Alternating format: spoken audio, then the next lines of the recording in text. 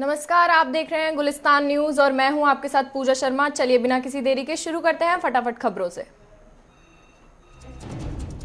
21 जनवरी को निकलने वाली किसानों की ट्रैक्टर रैली के खिलाफ सुप्रीम कोर्ट में सुनवाई टल गई है। मामले में अगली सुनवाई बुधवार को होगी। सुप्रीम कोर्ट ने कहा कि दिल्ली पुलिस तय करे कि दिल्ली में कौन आएगा और कौन नहीं आएगा। किसानों और सरकार के बीच कल 10वें दौर की बैठक होगी। ये बैठक दोपहर 12 बजे विज्ञान भवन में होगी। बैठक से पहले कृषि मंत्री नरेंद्र सिंह तोमर ने कहा कि किसानों के पास कानूनों को रद्द करने के अलावा कोई और विकल्प हो तो वे सरकार को सामने रख सकते हैं। किसान आंदोलन को लेकर कांग्रेस नेता राहुल गांधी ने केंद्र सरकार पर हमला बोला। राहुल गांधी ने ट्वीट कर कहा कि मोदी सरकार अन्नदाताओं की पूंजी साफ करने में लगी है। एनआईए ने आंदोलन में विदेशी फंडिंग से जुड़े मामले में करीब 40 लोगों को समन भेजा है। इनमें कई बड़ी नेता भी शामिल हैं। किसान नेताओं को एनआईए के समन पर किसान संगठनों ने सरकार से अगले दौर की बैठक में इस मामले पर बात करने का फैसला लिया है। कृषि कानूनों के खिलाफ किसानों के आंदोलन का आज 54वां दिन है। इस किसान अपनी मांगों को लेकर कड़ाके की ठंड में बॉर्डर पर डटे हुए हैं। बोर्ड परीक्षाओं की तैयारियों को देखते हुए दिल्ली में आज से 10वीं और 12वीं के छात्रों और छात्राओं के लिए स्कूल खुल गए हैं।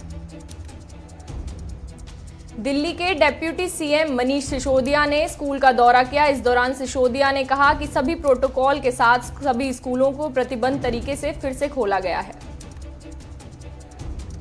दिल्ली की तरह ही राजस्थान में भी आज से 9वीं कक्षा से 12वीं कक्षा तक के छात्रों के स्कूल खुल गए हैं। इस दौरान कोरोना के प्रोटोकॉल का पालन करना अनिवार्य होगा। प्रशासन ने सभी स्कूलों में सोशल डिस्टेंसिंग, मास्क और हैंड सैनिटाइजर की पूरी व्यवस्था की है। प्रधानमंत्री नरेंद्र मोदी ने वीडियो कॉन्फ्रेंसिंग के जरिए अहमदाबाद मेट्रो के दूसरे चरण और सूरत मेट्रो प्रोजेक्ट का भूमि पूजन किया। पीएम मोदी ने कहा कि कोरोना के इस काल में भी नए इंफ्रास्ट्रक्चर के निर्माण को लेकर देश के प्रयास लगातार बढ़ रहे हैं। पीएम मोदी ने कहा कि आज सूरत आबादी के लिहाज से देश का 8वां बड़ा शहर है, लेकिन दुनिया का चौथा सबसे विकसित होता शहर भी है। दुनिया के हर 10 हीरो में से सूरत 9 की तराशे जाता है। पीएम मोदी ने कहा कि हम शहरों के ट्रांसपोर्टेशन को एक इंटीग्रेटेड स्टेडियम के तौर पर विकसित कर रहे हैं।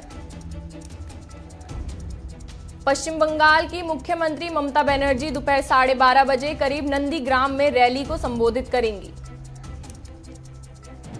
बीजेपी नेता शुभेंद्र अधिकारी भी दोपहर 3 बजे कोलकाता में रोड शो करेंगे। शुभेंद्र का यह रोड शो तौलीगंज से राज बिहारी तक होगा।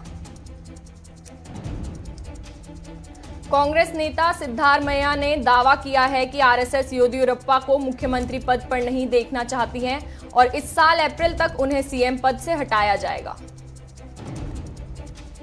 यूपी सरकार में मंत्री आनंद स्वरूप शुक्ला ने ममता बनर्जी पर विवादित टिप्पणी की। उन्होंने कहा कि ममता बनर्जी पूरी तरह से बांग्लादेशी बन चुकी हैं और वहां के इस्लामिक आतंकवादियों के दिशा निर्देश पर काम कर रही हैं।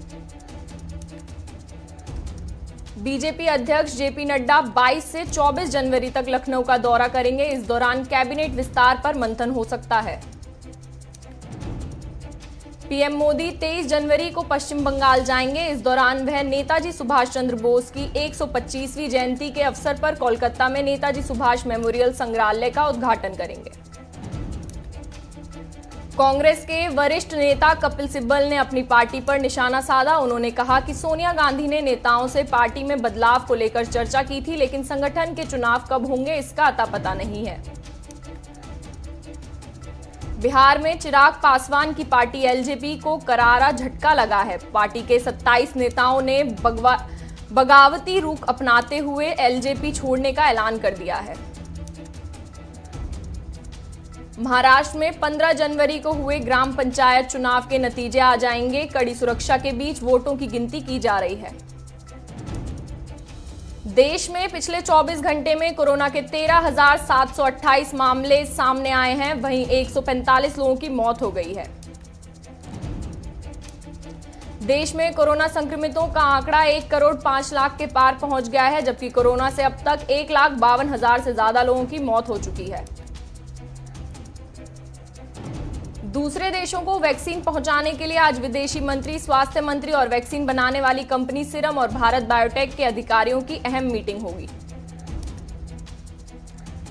मुरादाबाद में कोरोना वैक्सीन लगाने के बाद वार्ड बॉय की मौत के मामले में अस्पताल में मुख्य चिकित्सक अधिकारी ने कहा कि मौत की वजह हार्ट अटैक है। दिल्ली, एनसीआर समेत उत्तर भारत के कई इलाकों में आज भी कड़ाके की ठंड गिर रही है। ठंड के साथ साथ सड़कों पर कोहरे का भी असर देखने को मिल रहा है। कोहरे के कारण सड़कों पर विजिबिलिटी कम हो गई है, जिसकी वजह से यातायात भी प्रभावित हो गए हैं। मौसम विभाग का कहना है कि दिल्ली के लोगों को आने वाले कुछ दिनों तक ठंड से राहत नहीं मिलने वाली है। कड़ाके की ठंड के बीच मौसम विभाग ने तमिलनाडु, पौंडीचेरी, केरल समेत कई राज्यों में 19 जनवरी तक बारिश का अलर्ट जारी किया है। लखनऊ के चारबाग रेलवे स्टेशन में शहीद एक्सप्रेस के 2 कोच पटरी से उतर गए। हालांकि फिलहाल यात्रियों को किसी तरह की चोट आने की सूचना नहीं मिली है। गणतंत्र दिवस के अवसर पर आतंकी गड़बड़ियों की आशंका के बीच दिल्ली पुलिस ने आम लोगों के खालिस्तानी आतंकवादियों पर नजर रखने की अपील की है। महाराष्ट्र के पालघर में रात 10 बजे भूकंप के झटके महसूस किए गए। रिक्टर स्केल पर भूकंप की तीव्रता 3.5 मापी गई है।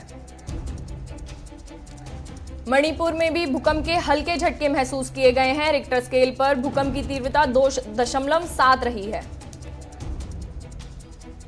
कर्नाटक में गौ हत्या के खिलाफ कानून आज से लागू हो गया है। राज्य सरकार का कहना है कि इस आदेश के लागू होने से प्रदेश में गाय की हत्या को पूर्ण प्रतिबंध लगा दिया जाएगा। गुजरात के सूरत से कोलकाता जा रहा इंडिगो विमान के कॉकपिट से धुआं निकलने के बाद विमान की भोपाल में इमरजेंसी लैंडिंग कराई गई। इंडियन रेलवे पैसेंजरों की जरूरत के अनुसार फरवरी से ट्रेनों की संख्या बढ़ाने की तैयारी की जा रही है। इसके लिए संचालित हो रही ट्रेनों को मॉनिटरिंग भी किया जाएगा। रामगढ़ में किसान आंदोलन के समर्थन में दिल्ली जाने वाले किसान नेताओं के जत्था का स्वागत किया गया। साथ ही इस कार्यक्रम में जत्थे के साथियों ने शहीद सुभाष चंद्र बोस की प्रतिमा पर माला अर्पण किया। साहिबगंज के सदर अस्पताल में जिले के डीसी, एसपी सहित कई अन्य पदाधिकारियों ने कोरोना टीकाकरण का शुभारंभ किया और डीसी ने कहा कि देश की जनता के लिए ये टीकाकरण वरदान साबित होगा। झारखंड के मुख्यमंत्री हेमंत ने रांची में शहीद वीर सपूत गणपत राय की तस्वीर पर माला अर्पण किया और नम आंखों से उन्हें श्रद्धांजलि दी। रांची में आयोजित 1 दिवसीय दीक्षांत XIAS auditorium Xavier Institute of Social Service कार्यक्रम में मुख्यमंत्री हेमंत सोरेन शामिल हुए।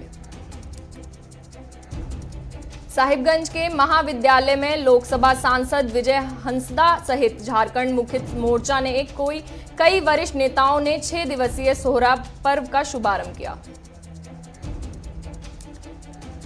कर्नाटक के शिडालघट्टा के एक गांव में छापेमारी के दौरान नकली शराब बरामद की, जिसकी कीमत 10 लाख बताई जा रही है। कर्नाटक में केंद्रीय गृह मंत्री अमित शाह ने 112 नंबर के हाईवे पेट्रोलिंग और इमरजेंसी रिस्पांस सर्विसिंग सिस्टम के वाहनों को लोकार्पण किया गया। इन वाहनों में से 9 वाहनों को बीजापुर भेजा गया है। अथड़ी में गृह मंत्री अमित शाह के बेलगाम दौरे को लेकर किसानों ने अमित शाह गो बैक के नारे लगाते हुए रैली निकाली। करेड़ा के केड़ीमाल में किसान संवाद कार्यक्रम में विधायक रामलाल जाट ने शिरकत की और कहा कि कृषि कानूनों को लेकर किसी सदन में बहस तक नहीं की गई है। देवरिया में पुलिस ने बिहार बॉर्डर से 6 लाख की अवैध अंग्रेजी शराब पकड़ी, साथ ही 2 अभियुक्तों को भी गिरफ्तार किया है।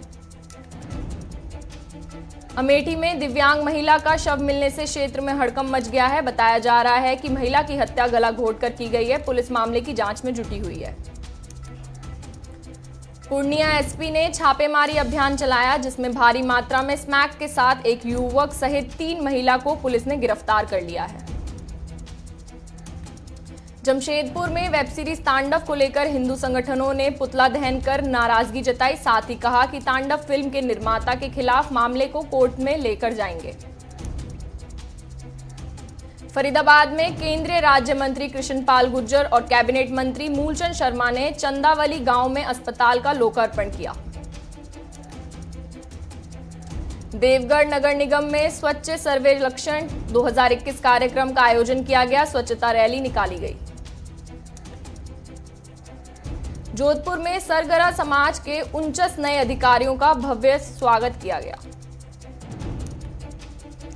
जोधपुर में विवेकानंद स्मारक स्थल पर विधायक मनीषा पनवर ने पौधरोपण किया और श्रमदान भी किया। अलवर के वार्ड नंबर 62 में किसी भी प्रकार का विकास कार्य नहीं हो रहा है, जो भ्रष्टाचार की ओर इशारा करता है। तारानगर पुलिस के पास एक राजस्थान रोडवेज बस और टाटा डंपर की टक्कर हो गई। बस में सवार 1 दर्जन यात्री घायल हो गए हैं। तारानगर के आश्रम में डेरा सच्चा सौदा के श्रद्धालुओं ने अपने सदगुरु के जन्म माह में नाम चर्चा का आयोजन किया और सेवादारों ने भजन भी गाए।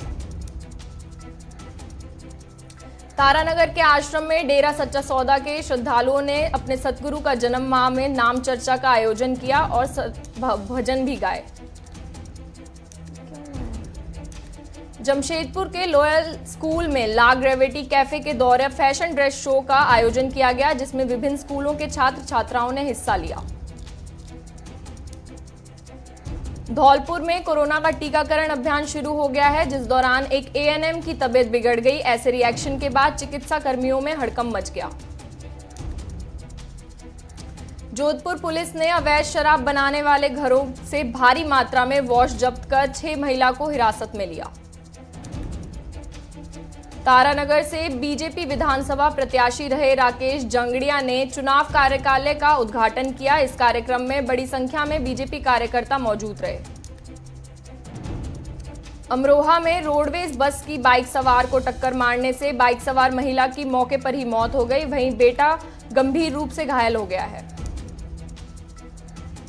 बुलंदशहर के आदर्श फूड फैक्ट्री में आग लगने से लाखों का नुकसान हो गया है। दमकल कर्मियों ने मौके पर पहुंचकर आग पर काबू पा लिया है।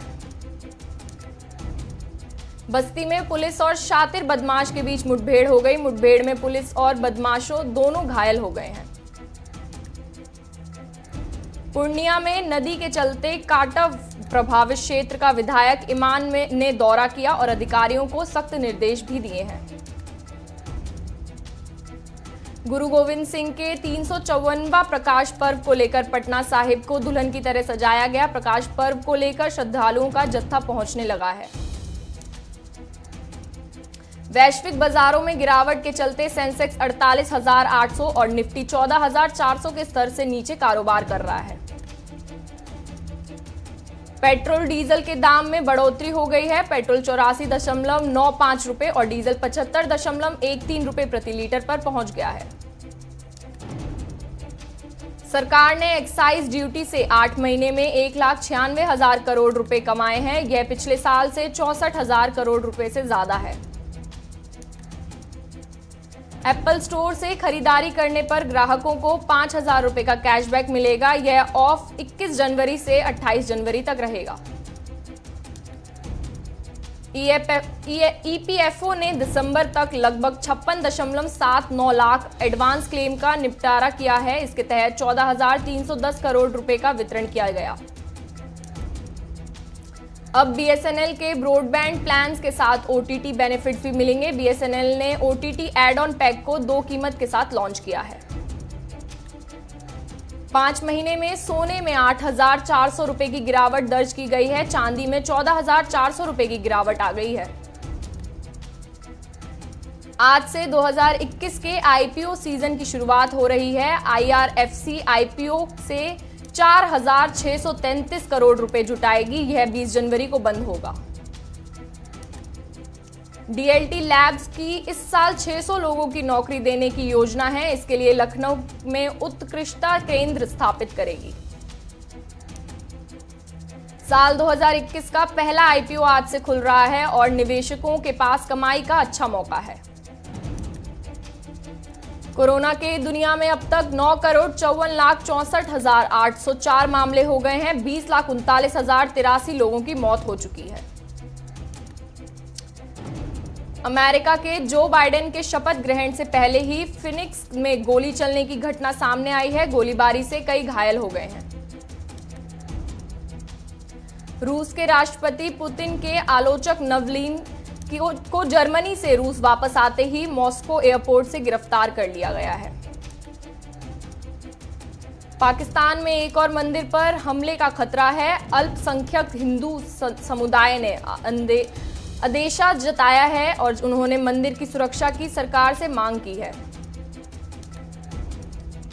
अफगानिस्तान की राजधानी काबुल में 2 महिला जजों की गोली मारकर हत्या कर दी गई है। काबुल पुलिस ने भी इस हमले की पुष्टि की है।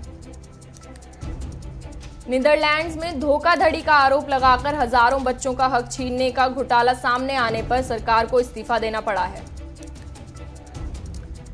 ब्राजील में ऑक्सफोर्ड और चीन की वैक्सीन को इमरजेंसी यूज की इजाजत दे दी है। ब्राजील में अब तक कोरोना से 84.88 लाख लोग संक्रमित हो चुके हैं।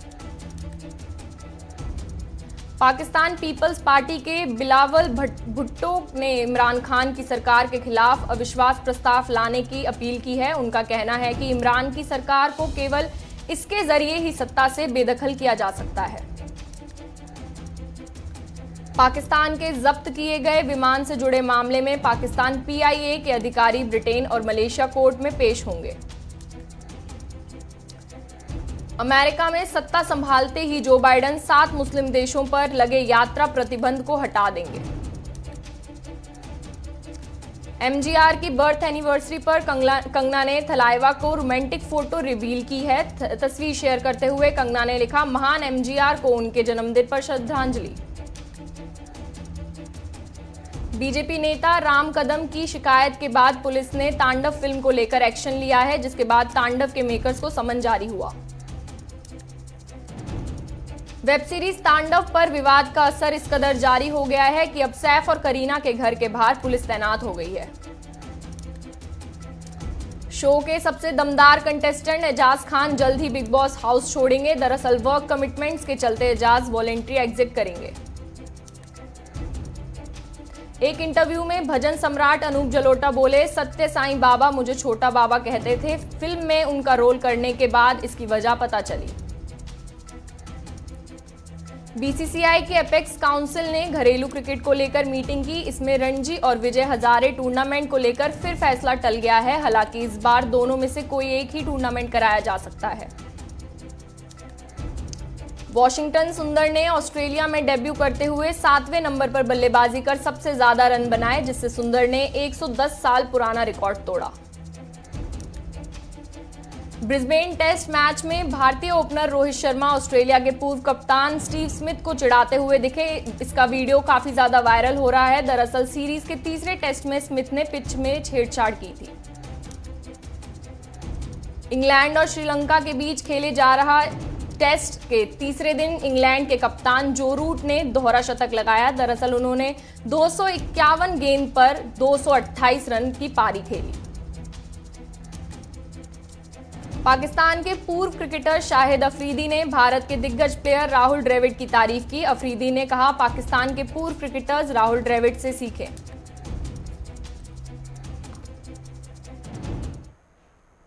तो चलिए फिलहाल के लिए इतना ही। देश और दुनिया की तमाम खबरों के लिए हमारे साथ जुड़े रहें। नमस्कार।